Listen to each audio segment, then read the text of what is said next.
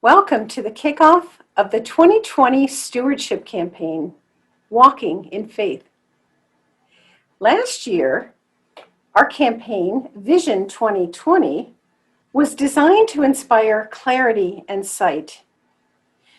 But what turned out was a year turned upside down when the pandemic struck. Suddenly, we were cast into the dark and separated from each other as lockdown began. So many things have been different. We began worshiping online, learned how to use Zoom, and expanded our network of church friends on Facebook. We met virtually at first, and now 6 feet apart during services under the big tent. I'm proud to say that we are a resilient, faithful church, and we have stayed strong. The Stewardship Committee began meeting bi-weekly in the summer to discuss the needs of our church and to plan our campaign, which was not an easy task in the middle of a pandemic. We knew we needed a theme to offer hope and encouragement. So for me, walking in faith really hits the mark. Maybe it's because walking is a bit of a sacred time for me. I'll often listen to the sermons as I'm walking, and I will think about my relationship to Jesus Christ and my commitment to our church. And for me, that commitment always includes a pledge. We're here today to ask you to support PCCH, as you have faithfully done so in the past. Stewardship Sunday is November 22nd. We look forward to receiving your pledge cards and connecting with you on this path, walking in faith. Stay safe, thank you, and God bless.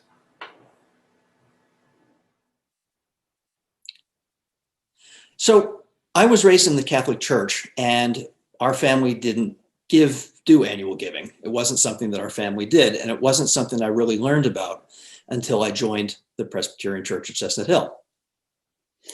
But as we have grown in our faith, we've also grown in our giving. We do this as a family. We make our decisions as a family.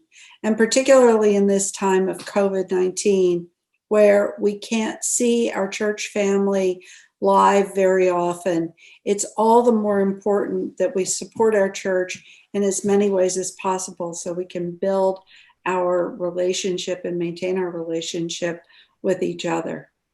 And it's something that we, as our kids have gotten older, we've tried to instill in them as well. Taylor, why don't you talk about that? Yeah, so I started pledging when I think I was in 7th grade. That was the year I got confirmed, and coincidentally also the year I started babysitting, so started having some money to pledge. And it just was really important to me, I think a value instilled by the church and by my parents to support the church because of how much the church gave me. When I went off to college, I stopped attending church regularly at PCCH because I didn't live there anymore, and stopped giving.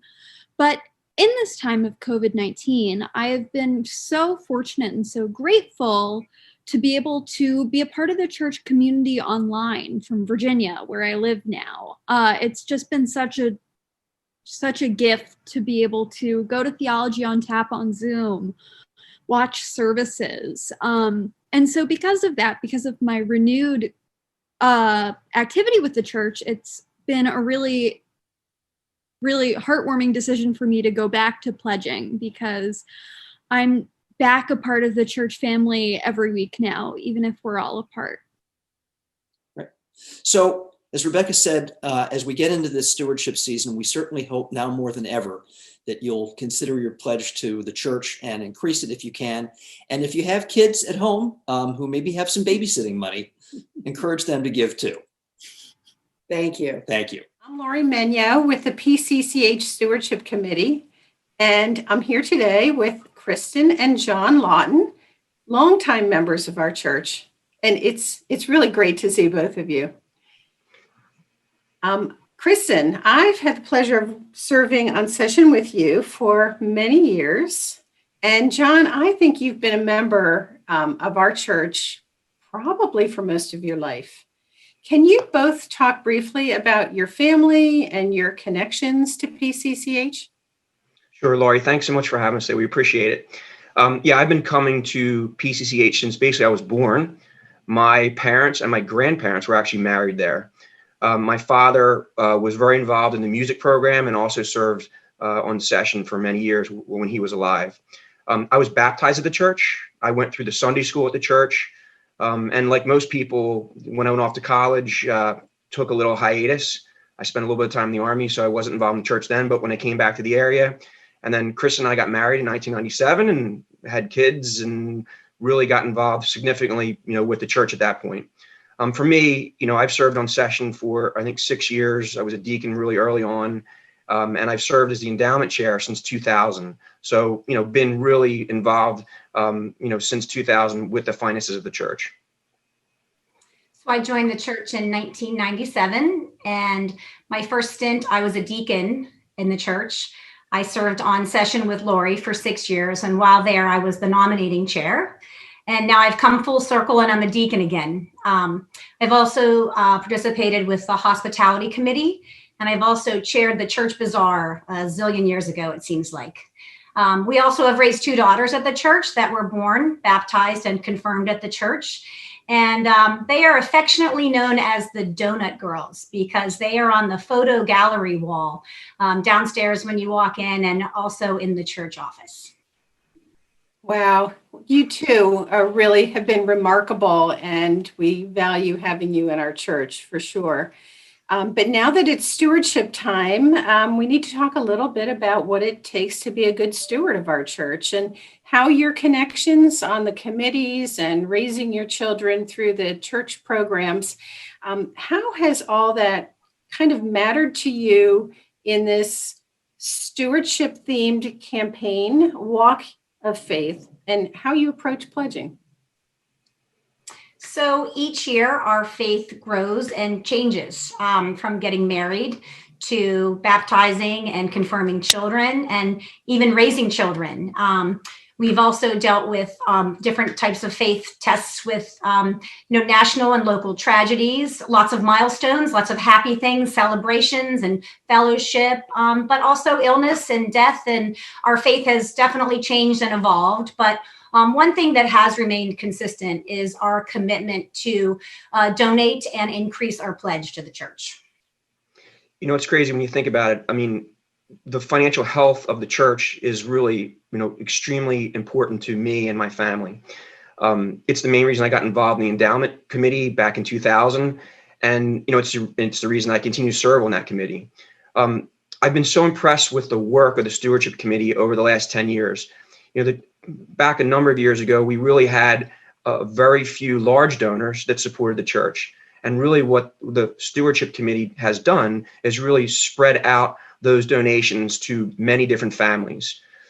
Chris and I believe that the financial stability of the church is really extremely important for to have a healthy environment.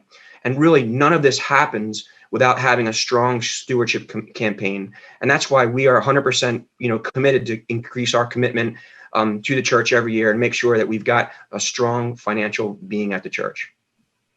Wow. Thank you for your witness, for your testimony, and for your support to PCCH. Thanks for sharing your story. Thanks, Laurie. Thanks, Laurie. So this is the interview with the Eastmans, and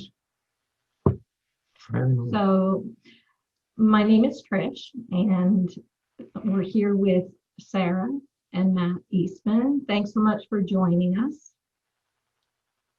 Oh, so Matt, tell us a little bit about your family and your connection to the Presbyterian Church. Sure. Like Sarah said, we moved to the Philadelphia region quite a while ago. I'm originally from Central New York. When we were looking for a place for our family, we were trying to find a church that could accommodate different perspectives on religion and allowed us to grow and explore our faith in different ways. Sarah's family is much more deeply rooted in the Presbyterian Church.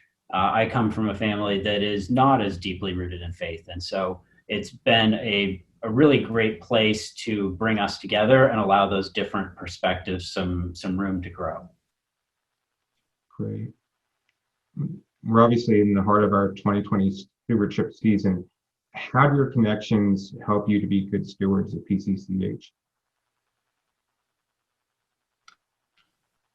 I think just the ability to be able to connect through back to the church, see what's going on within the community through all the virtual different offerings that have been put on by the church itself, and also to see the outreach that's going on. Even the Sandwich Brigade that happened just last week, being able to see that we can still have an impact even though we're not there in person, all of us collectively, there's a lot that we can still do to reach out to those in need. And I appreciate that PCCH has been so active in finding new creative ways to still be involved during this time. So I'm very pleased to have a chat about stewardship with Barbara Frazier and Marianne Van Blarkum, who are longtime members of the church. I'm just going to ask them a couple questions and let them tell their story. So first, Barbara, then Marianne, tell us about how you got connected and how you stay connected with PCCH. Well, I got connected when I was a little girl because my parents were members and my dad was the tenor soloist at PCCH. First on Rex Avenue, and then we moved to the church on Germantown Avenue, where it is now. And so I was married here in this church in 1959, and then my husband became a trustee and then an elder, and then I became a deacon and then an elder, and then I served as deacon again. So I've been involved in this church since I was a little girl, and then brought my children up. My daughter was married here, and Katie, my granddaughter, is clerk of session, and she's an elder. So it just sort of runs in the family. That's great. Marianne, how about you? Oh, we've been members for 60 years, and Peter and I joined the church, as I say, 60 years ago, and became involved right away. Peter was head of trustees. I was a deacon. I was an elder. He was an elder. It was interesting. I did a lot of volunteer work at church. So I've loved it, and it's a great place to be. And we're both on the Flower Guild, in which we still are on that.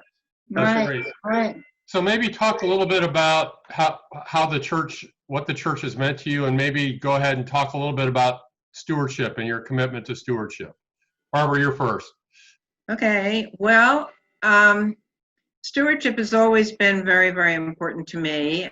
First of all, Terry, my husband, was chair of the Stewardship Committee at one point when he was an elder, and he suggested to me, I worked retail just for fun and made, minimum wage and just made some fun spending money, but he suggested that because I made a little money that I really ought to pledge. So I pledged, and it almost drove the church off as crazy because I had my own envelopes and my own thing, so pledge card and everything, and it always mixed everything up, but I did, and so I started that because of him and continued on, and of course continued on now that he's gone. I also was chairman of the Stewardship Committee when I was an elder at one point many years ago.